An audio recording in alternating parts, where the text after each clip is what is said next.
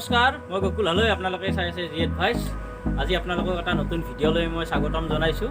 আজি আপোনালোকক মই ষ্ট্ৰবেৰীৰ পুলি কি ধৰণে ৰুব লাগে এই বিষয়ে আলোচনা কৰিম। তাৰ বাবে আমি প্ৰথমতে জানি লওঁ ষ্ট্ৰবেৰীৰ পুলিৰ বাবে আমি কি ধৰণৰ মাটি মিশ্ৰণ কৰিম, তাৰ বাবে আমি কেনেধৰণৰ মাটিৰ মিশ্ৰণ আমি ল'ম। মই প্ৰথমতে আপোনালোকক দেখাব বিচাৰিছোঁ, মই ইয়াত 20% নদীৰ বালি লৈছোঁ। আপোনালোকে দেখিবলৈ পাইছে নদীৰ বালি। আৰু মই 20% গোবৰ লৈছোঁ। ইয়াত গোবৰ আছে 20%। তাৰপিছত মই 20% মাটি লৈছোঁ, সাধাৰণ মাটি, একেবাৰে শুকান মাটি। আৰু ভাৰ্মি কম্পোষ্ট লৈছোঁ 20%।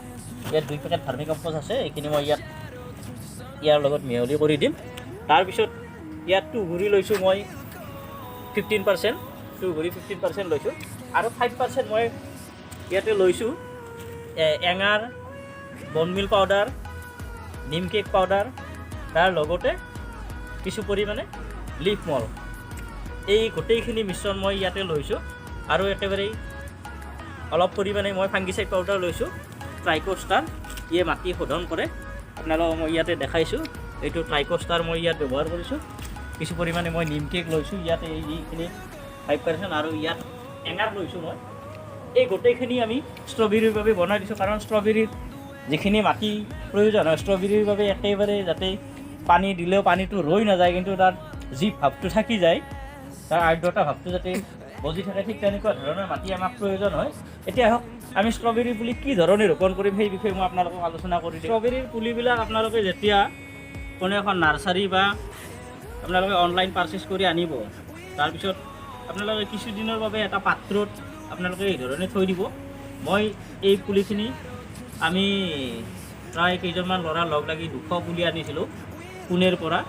আনাৰ পিছত পুলিখিনিৰ অৱস্থা একেবাৰে নাইকিয়া হৈ গৈছিল। একেবাৰে মানে এই আহোঁতে 5 দিন লাগিছে পুনেৰ পৰা আহি পাওঁতে। গতিকে 5 দিনত এই পুলিখিনিৰ অৱস্থা একেবাৰে নোহোৱা হৈ গৈছিল। গতিকে এই পুলিখিনিক মই কক'পিটৰ ওপৰত ৰাখি চাফ পাউডাৰ ব্যৱহাৰ কৰি, চাফ ফাংগিচাইড পাউডাৰ ব্যৱহাৰ কৰি এই ধৰণে ৰাখি থৈছিলোঁ। আৰু এতিয়া দেখা গৈছে ইয়াত নতুনকৈ শিপাবিলাক বৃদ্ধি হ'ব ধৰিছে, তাৰোপৰি নতুন নতুন পাত ওলাইছে।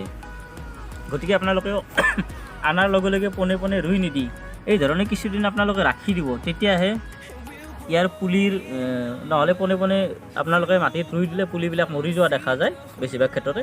ইয়াত চাব পাৰে আপোনালোকে এই পুলিবিলাক মই এই ধৰণে একেবাৰে ডেমেজ হৈ গৈছিল। এই পুলিখিনিক মই চাফ পাউডাৰ, ফাংগিচাইড পাউডাৰ ব্যৱহাৰ কৰি এনেকৈ কক'পিটত এনেকৈ থৈ দিছিলোঁ।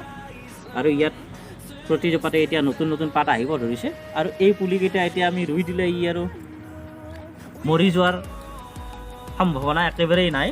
গতিকে আমি এই পুলিটো এতিয়া মই পুলি ৰুবলৈ, ষ্ট্ৰবেৰীৰ পুলি ৰুবলৈ আপোনালোকক মাটিৰ মিশ্ৰণখিনি প্ৰথমতে দেখাই লৈছোঁ। ইয়াত মই এটা 8 ইঞ্চিৰ পাত্ৰ লৈছোঁ। মন কৰিব পাত্ৰটোৰ তলফালে এই ধৰণে বিন্ধা থাকিব লাগিব, যাতে পানী ওলাই যাব পাৰে, অতিৰিক্ত পানী ভাগ। আৰু ইয়াত মই মিশ্ৰণখিনি কিছু অংশ ভৰাই থৈ দিছোঁ। আৰু ইয়াত মই মিশ্ৰণ বনাই লৈছোঁ। গতিকে এই মিশ্ৰণখিনি আপোনালোকক দেখাইছোঁ, মই ইয়াতে লৈ লৈছোঁ।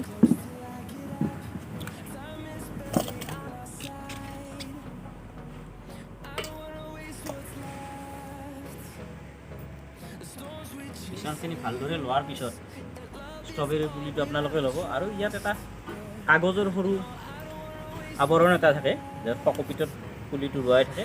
এই আৱৰণটো আপোনালোকে ইচ্ছা কৰিলে ফালি দিব পাৰে এই ধৰণে। আৰু যদি আপোনালোকে ফালি দিব নিবিচাৰে তথাপিতো একো সমস্যা নহয়, তেতিয়া আপোনালোকে এই ধৰণে ফালি দিব পাৰে। আৰু পুলিটো একেবাৰে মাজত আপোনালোকে সুন্দৰভাৱে ৰুব।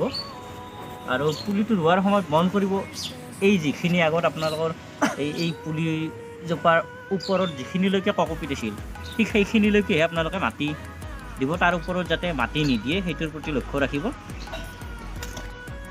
কাৰণ যিখিনি মাটি আছিল তাতকৈ বেছি মাটি দিলে শিপা পচি যোৱা বেমাৰ এটা দেখা যায়। সেইটো গুৰিত মাটি পৰিলে শিপা পচি যোৱা বেমাৰটো দেখা পোৱা যায়। আৰু ইয়াত আপোনালোকে দেখা পাইছে প্ৰতিজোপা পুলিয়ে শিপাবিলাক খুব সুন্দৰভাৱে ইয়াত হৈ আছে। এজোপাৰো শিপাবিলাক নষ্ট হৈ যোৱা দেখা নাই। গতিকে আপোনালোকে খুব সুন্দৰভাৱে যত্ন লৈ ষ্ট্ৰবেৰীটো ৰুব লাগিব।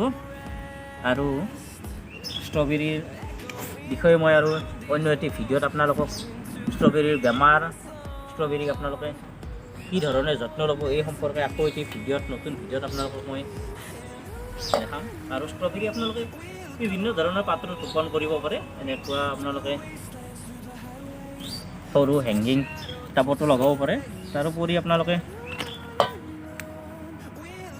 ইয়াত মই কেইবাটাও লগাই থৈছোঁ আগতে, আৰু পথাৰতো কিছু অংশ খেতি কৰিছোঁ, আপোনালোকক দেখাম মই অন্য এটা ভিডিঅ'ত। ইয়াত আপোনালোকক দেখাওঁ, ইয়াত মই কেইটামান পাত্ৰত এনেধৰণে লগাইছোঁ, আজিৰ পৰা 4 দিন আগতে লগাইছোঁ এইকেইটা। আৰু এনেকুৱা আপোনালোকে এনেকুৱা পাত্ৰতো লগাব পাৰে। তাৰোপৰি আপোনালোকে এই ধৰণৰ ফল মূলৰ খাঁচা ব্যৱহাৰ কৰিব পাৰে। ফল মূলৰ খাঁচাবিলাক আপোনালোকে ব্যৱহাৰ কৰিবলৈ যথেষ্ট সুবিধাজনক, আপোনালোকে সুবিধা পাব এইবিলাক ব্যৱহাৰ কৰিবলৈ। আৰু ইয়াত পানী দিবলৈ, যত্ন ল'বলৈ একেবাৰে সহজ। আৰু ইয়াক কেতিয়াবা অত্যাধিক কুঁৱলী বা বৰষুণ যদি পৰাৰ সম্ভাৱনা থাকে, তেতিয়া আপোনালোকে এইবিলাক দাঙি নি আপোনালোকে থৈও দিব পাৰে। এইবিলাক দাঙি নিবলৈও একেবাৰে সহজ। গতিকে আপোনালোকে এই ধৰণৰ পাত্ৰ ব্যৱহাৰ কৰিব পাৰে। আজিলৈ ভিডিঅ'টো আপোনালোকৰ আগত এইখিনিকে মই দাঙি ধৰিলোঁ। অন্য এটি ভিডিঅ'ত আকৌ লগ পাম। ধন্যবাদ। হোৱাৰ পিছত আপোনালোকে এই ধৰণে পানী দি দিব। প্ৰথম দিনা অলপ পানী সৰহকৈ দি দিব।